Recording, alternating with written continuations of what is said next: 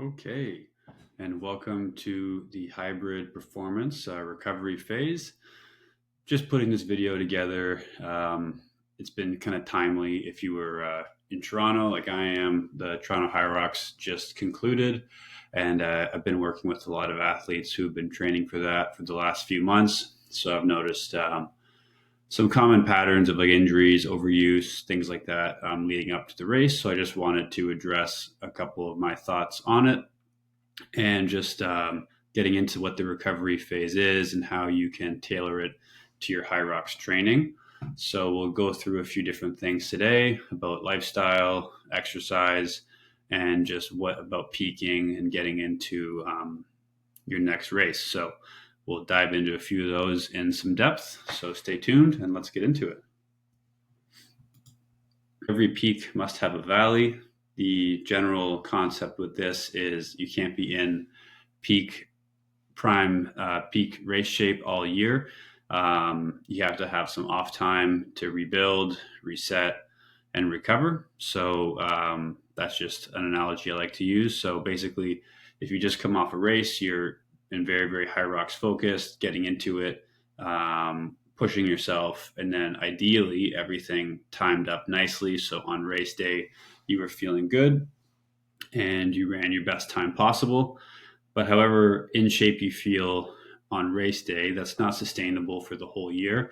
Similar to how a bodybuilder won't stay at sub 10% body fat all year, or a power lifter won't hit their true 1 rep max every week. It's just not sustainable. So if you want to have high performance, you do need to have some periods of pulling back. So that's what this presentation is about. So we'll get into some of those details, how you can tailor it to what you're doing, and just some general thoughts and things I'd like to share. So what is the recovery phase? Basically, it's a time to step away from your competition training, assess your body if you need to, address any injuries, get rid of pain, focus on your health, whether it's physical or mental. A big one here is doing non-Hyrox things. So just doing different things for your lifestyle, alternative exercises, and rehab. We'll touch on all of these in more detail on the next coming slides.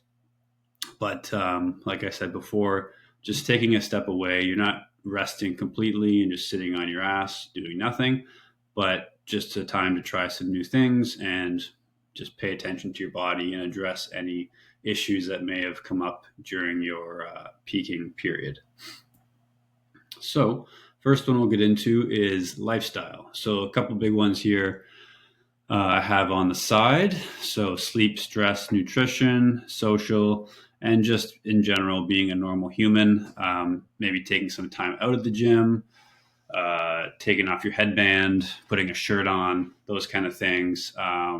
Getting out of the Hyrox lifestyle and trying some other stuff. We got some people here having a coffee, wearing some denim, having a laugh. You're not going to lose your gains if you do that once in a while. Maybe go out to a movie, have a beer, whatever you're into. But just take some time, especially the month right after. Like you're not going to lose your fitness with a little bit of rest. I think it's actually a good thing. A little time away from whatever you're driven to is going to help you just recharge and feel fresh when you get back into your next round of training.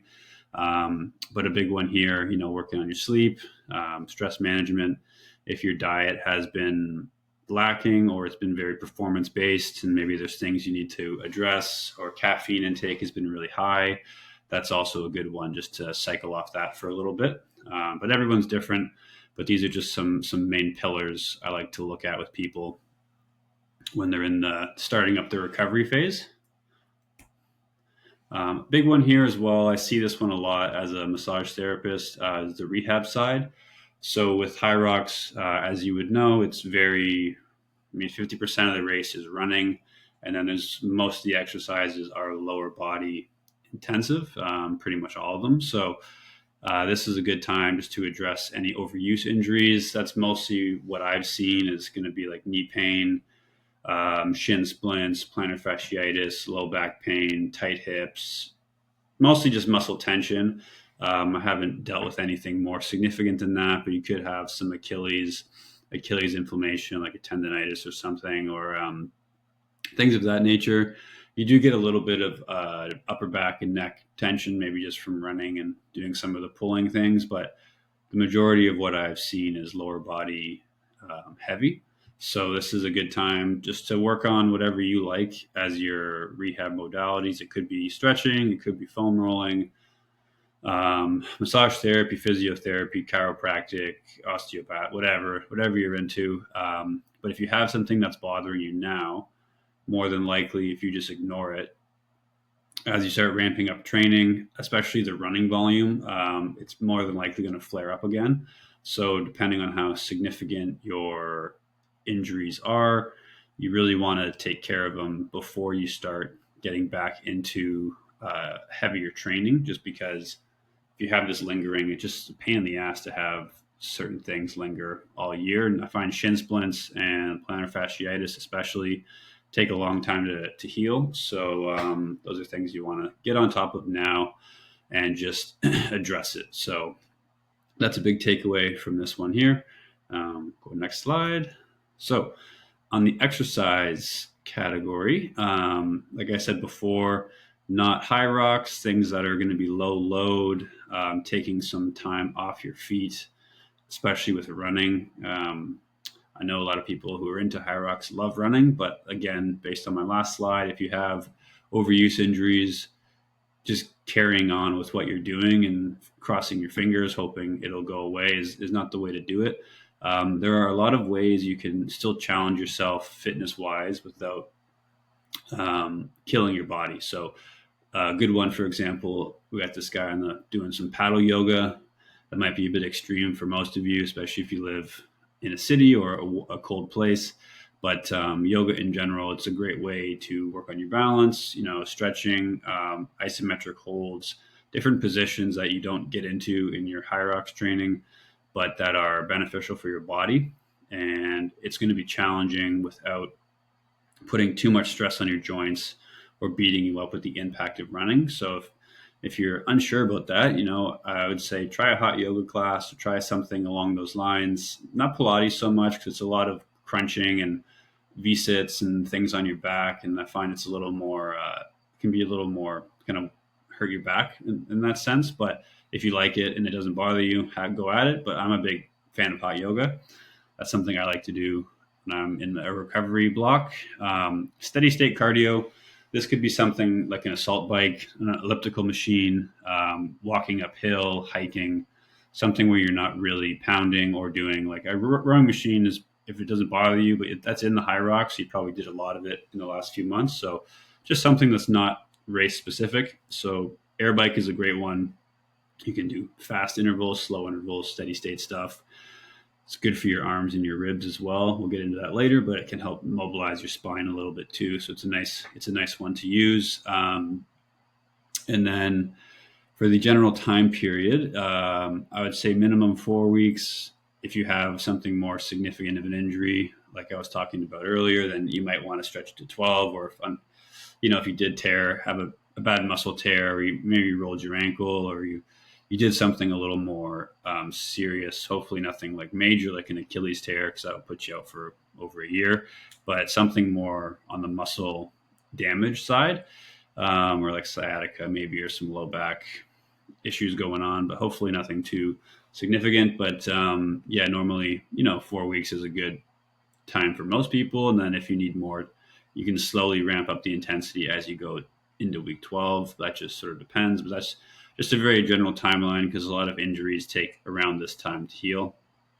So that's why I put that there. And then some weak points, maybe things in your body that are been underdeveloped during your training that you want to address. The big one I like is like hamstrings, maybe adductors, soleus, stuff like that. But we'll talk about some of that later.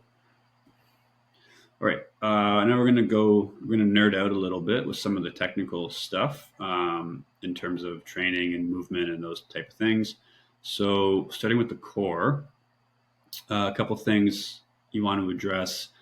Again, you don't have to address all of these depending on how you move in those things, but some stuff to consider. So core bracing, rib cage mobility, and disassociation of the head, ribs, and pelvis. So for core bracing, this is one where, let's say you have a hard time, you have like some low back pain, you have a hard time feeling your glutes in training or your lats. Refocusing on your core bracing is a good one to address, because the better you can stack your ribs and your pelvis, the better your core will work, first of all. And then once that's working well, you can get better access to your hips and your shoulders. So on the next slide here, if you see on the right, this image of the core bracing diagram. On the first one here, you can see that if you think of them as like two dinner plates, you want to have them nice and stacked, and then all the muscles in between them are going to be working better. And then if you dump it one way or the other, you're going to just be less optimal for bracing. So when you're doing other exercises, if you, especially if I'm with glutes, if you can't keep this hip pelvis in position as you do like a hinge or anything like that, or a split squat or something like if the low back bottoms out, then you just lose all that tension you're trying to put across your glutes or your hamstrings. So that's a common one that I see, and so it's something to pay attention to. Even though it's the core, it does translate to better results in your in your leg training, and also like your lat training and those kind of things too. Pretty much everything, but those are like the two big ones that I notice. And then on the left here, we have a guy doing a very like kind of basic level core bracing drill. It's called the McGill curl up. So you're basically just lying on your back. It's good for people with back pain, because if you see the low back is not even really coming off the ground, it's just staying there, and he's up, not doing a full sit up, but he's just coming off the ground a couple inches. You hold it, you'll shake a lot, and this is how you learn what it feels like. And then ideally you keep that feeling throughout your training or other core, more advanced core exercises. So that's a good one to start people with. Should be manageable for the majority of people if you're in good enough shape to do a Hyrox. But sometimes, you can lose some of these technical things, and it's good to circle back on and just see where you're at and give yourself a refresher. And then with ribcage mobility, these two tie in together with the bottom point as well. But if you're doing a lot of strength training, like bilateral stuff, heavy squats, bench pressing, those kind of things, it tends to compress you front to back. So working on things like compressing yourself laterally and working on the rotation of the ribs and the spine is a good idea, especially in a running heavy sport. It's like if you look at a bodybuilder run, they usually run like a Lego man. They don't really move. They sort of just like move like a brick. So as a good runner, you want to be very natural with your running stride and have good flow, arm swing, leg swing, and a little bit of the rotation in the body as well. So these tend to be things that people lose if you don't practice it. So like unilateral training, so single arm, single leg stuff can help. And then there's certain like alternating pressing, alternating rows, different things like that work quite well too, along with like some mobility stuff. But I find the single arm alternating pressing and rowing works quite well and feels pretty good. And then on the bottom one, the disassociation point, just talking about you want your pelvis, ribs, and head to all be able to move separately from one another. So if you should be able to like turn your torso and keep your head there and do things like that, or like if you turn at your hips, you can keep your ribs in one position. So I mean, the majority of sports are going to be rotation heavy, so like throwing, swinging a golf club, and running too. So those are things you want to make sure you don't lose, and at least test yourself out to see how you're doing. So that's a good thing to cycle into the recovery phase as well. So those are things I'll dive into in a little bit as well here. So if we go to the next slide, sorry, here we go. So this one on the left, it's an armbar rotation. So this one is great. If you, at the beginning position, this guy will be lying on his back, and then he's going to bring his legs over first, and then his ribs will follow slightly after, and he's keeping his head up, and he's punching up with that shoulder. So he's just getting some rotation through the body. So this is a nice one. It feels nice between the hips, the low back and the ribs especially. So this one is nice to get some rotation through the body. And then this one on the right here is, it just looks like a single arm row, but if you see the other arm on the back, we're going to imagine as this arm goes forwards, he's pulling the other one back like a bow and arrow. And then as he is pulling the right arm, this with the cable in his hand back, he's going to punch the other arm forward. So that's going to give you, if you try it yourself, it's going to give you a bit of rotation in the body. So as you're punching and, using your serratus on one side, it's going to pull your scap one way, and then you're going to retract with the other side, do rhomboids and traps and lats and those kind of things, and it's going to pull you the other way. And that's going to get a little bit of movement through the T-spine as well. So that's a really nice one. You get a lot of core with this one too. I wouldn't really recommend sitting flat like that unless you have really good hamstring and flexibility, but you can do it seated. You can do it in a kneeling single knee, like a one kneel position or a kneeling position. That tends to work the best, but just for the image I found, this was the best one to explain it. So that is how you can get some rotation with exercise. Now we're going into the lower body.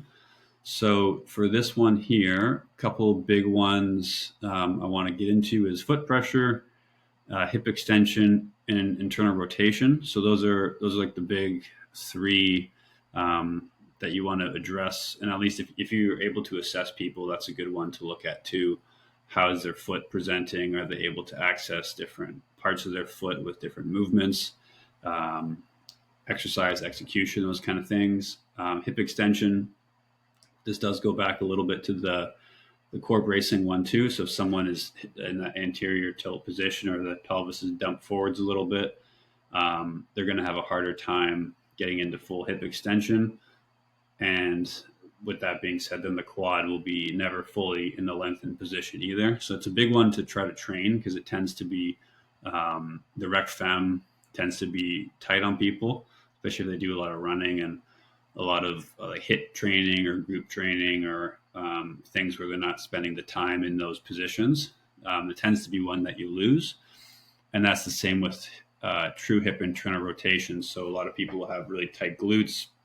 Maybe the feet turn out a little bit, or those are a couple indicators. But if you're working on someone and their hips are always tight, it might just be that they don't have access to the glute in the lengthened position. So there's exercises you can do to get people into that. And it works pretty well in terms of restoring the glute length and also restoring the hip function. So those are two that work well together. Well, actually, all three of them will go hand in hand. But there's a few lower body exercises that I like that tend to hit all these at once. So we'll dive into those on the next slide. And then balance is just a nice way to check. Let's say you're having issues on one side of your body and you can't really stand on one leg. You're really shaky. There's something going on in the leg there. So you want to be pretty solid on both legs and also well balanced one leg at a time. So spending time doing single leg training, even just some balance things like in yoga, like I talked about before, or any sort of stretching, but spending time on one leg can really be beneficial for your lower body health in general. All right, so going back to the last couple points. So for this exercise on the left here, we're looking at a split squat. So in this case, I'm going to call this one an isometric. Just she's at the bottom of the position, but I would program this where you get into this position and you just hold it for building up to 30 seconds is a good starting point. Getting up to a minute or a minute plus is even better. That way you can just do one or two sets of it, really get your legs cooking, and then you can move on to your next thing. You don't have to spend too much time, but the longer holds work really well for restoring muscle length and just creating positional awareness. So that's one I really like. So if we break it down a little bit, the front leg, this is like the full depth of a squat. You see this angle here. So that's good. You're getting full hip flexion. And then if you're keeping the core braced and you're not dumping and arching the low back, so keeping the spine as neutral as you can. Then what you're going to do is get a stretch through this back quad. So how I like to do it is kind of get in the bottom. I'll sort of square my hips a bit, so this right hip is going to punch forward. Then I'm going to squeeze this glute just a little bit to feel hip extension. You don't have very much. It's just a little bit past. I think it's like 10 degrees or something. So it's not too much. You don't have to really shoot it back, but you do need to feel a stretch in this part of your quad. And you can feel that especially by driving this back toe into the ground. So you get into the stretch, you hold it here, the knee is just off the ground. And then you're also going to really think about connecting your big toe. I'll just use, just for this example, let's get rid of the thumb. If this is my big toe here, I'm trying to really get a good bend in it. Like I'm not going to let my heel roll out to the side. I'm really going to really try to bend and drive through that first toe knuckle. Because again, something that people tend to lose is their toe extension. So it's good for running and just your lower body health in general. So really spending time getting into that position and holding it works really well. And it can help open up the bottom of your foot and just help with some of that lower like foot pain and calf tightness and those kind of things. But usually it's just good for restoring the function of your of your foot. So this one is awesome. You can load it up different ways, like back foot on a bench, landmine, split squat. You can like put a bar on your back. There's like a lot of different ways you can mess around with it. You can do holds. You can do straight up and down without punching backwards. So it's like you get in the split squat, you go all the way up, all the way down. Your front leg's not going to fully straighten, but you just stay in the elevator shaft and like straight up and down like that. So those are some really good ones. Split squats you can do. That's one I think you can actually do pretty much year round. Just mix up those. A lot of variety for it. And then on the right here, we have the hip airplane. So I love this one as well. It ticks a lot of boxes. It does balance. It'll help you target this on the standing leg, the lengthened glute. In this position, you will learn how to feel your foot pressure and especially getting the big toe engaged on the floor. That's a big one. And then once you have this position, just start by holding it and just seeing, can you connect now another with the big toe? Say this is the knuckle. So this is like where my toenail is here, right? You go down to the knuckle and you want to have pressure across the whole foot, but you really want to get a little bit more right on here. And what you'll notice is you'll connect with your leg a lot better. So you'll feel the glute more. You'll actually feel a bit of the groin if you're in the right position. So connect with the foot, find your foot pressure. And then from there, if you see on the lower picture, the hip on the opposite side is it's dropped a little bit. So you see this right glute is a bit higher, and now here it's dropped down. So now the glute is actually in a more lengthened position. So that's how you can actually teach yourself. You can open the hip all the way up, shorten glute, then you can drop it to parallel and then a little bit more, and that's going to get you into more of a stretch, and that will help with some internal rotation. So like when the hip is all the way open, you're more externally rotated, and then you drop it down, you're a little more internally rotated. So this one I'll use as like a deadlift warm-up or a hinge day warm-up. The split squat, I usually mix it in with some kind of squat pattern for the day. If you find one works better than the other, or you need one more, then they're both body weights, so they're safe to do regularly. But the hip airplane is a great check-in tool because it covers a lot of things in just one movement. So you don't have to check out, how's this in the knee, the ankle, the hip. Can you stand on one leg? Can you balance? Can you then go up and down? Can you come all the way, stand up tall, drop down, stand up, open up? There's a lot of different combos you can do, but this is the starting point. And you can get most people into this position, maybe not quite so low, but you can just say stand on one leg and then slowly slide the other leg back along the floor, and that will naturally tip them over. So you can help people. You can hold on to the wall or a barbell or whatever. So those are a couple good ones to to try as well. All right, so we're going into upper body here. So we're going to cover the scap, the external rotation of the humerus or the arm bone, and then just effective lat training. So most people are going to lose upward rotation and depression first. So even if you see someone who's got tipped shoulders that are tipping forwards or rounded shoulders, it's actually the scap is downwardly rotated and it's elevated. So then as it elevates, it runs forwards. So you need to actually train the lower traps and the serratus to pull it down and pull it around, and that will actually correct. Even though it sounds like it's going upward, it's actually going to pull everything down. So that's a good one to work on, and I'll dive into a few of those. And then external rotation of the humerus. Again, if someone has like the hands rotated in, like the gorilla arms going on, you want to find exercises to pop that out, or like rotate them the other way. A lot of people will prescribe like stretching and like stretch your pecs or stretch your neck or something, but there's ways to get into it with training that tend to work better. And then lat training. If you can feel your lats, you're generally shoulders are working pretty well. So that's a good, it's an exercise, but it's also a test just to see, can you actually feel your lats when you're doing a row or a pull-up or any kind of row variation, not just your biceps or your neck or your forearm. So that's a good one to look into as well. All right, so a couple exercises here. For upward rotation, we have the kneeling landmine press.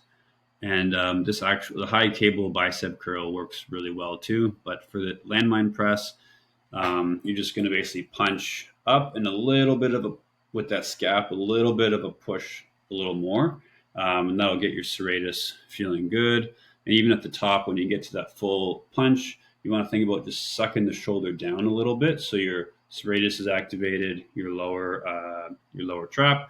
And then if you want to add that alternating arm for the rib rotation, you can punch up, and then as you come down, you punch the other. If you can see me, sort of like you do the opposite arm action. So that's a nice one too, and you get a lot of core with that. So that's a really good exercise for your shoulder function and also some core stability.